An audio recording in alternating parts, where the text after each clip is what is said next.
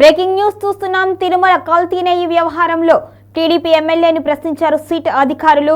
ఇక ఆమెను కూడా విచారించారు. నెల్లూరులోని సొంత నివాసంలో ఆమెను ప్రశ్నించారు అధికారులు. మొత్తానికి టీటీడీ కొనుగోళ్ల విషయంలో ఆరా తీసినట్టుగా తెలుస్తోంది. కల్తీ నెయ్యి వ్యవహారంలో దర్యాప్తు మరింత వేగవంతం చేశారు అధికారులు. ఈ కేసులో భాగంగా టీటీడీ పాలక మండలి సభ్యురాలు, నెల్లూరు జిల్లా కోవూరు టీడీపీ ఎమ్మెల్యే వేమిరెడ్డి ప్రశాంతిని సిట్ అధికారులు విచారించారు. తిరుపతి నుంచి ప్రత్యేక బృందంగా నెల్లూరులోని ఆమె నివాసానికి చేరుకున్న సిట్ అధికారులు రోజంతా సుదీర్ఘంగా ప్రశ్నలు సంధించారు. టీటీడీలో ఆమె నిర్వహించిన బాధ్యతలు, అప్పటి కొనుగోళ్ల విధానాలపై ప్రధానంగా దృష్టి సారించినట్టుగా తెలుస్తోంది.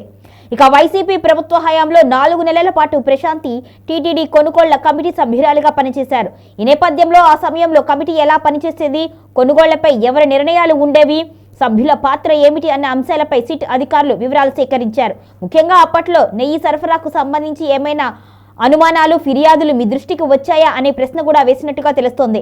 ఈ అంశంపై స్పందించిన ప్రశాంతి తాను కేవలం 4 నెలల పాటు మాత్రమే పర్చేజ్ కమిటీలో ఉన్నాను అని, టీటీడీ కొనుగోళ్ల వ్యవహారాలపై పూర్తి అవగాహన తనకు లేదు అని చెప్పినట్టుగా తెలుస్తోంది. ఇక 6.5 ఏళ్ల క్రితం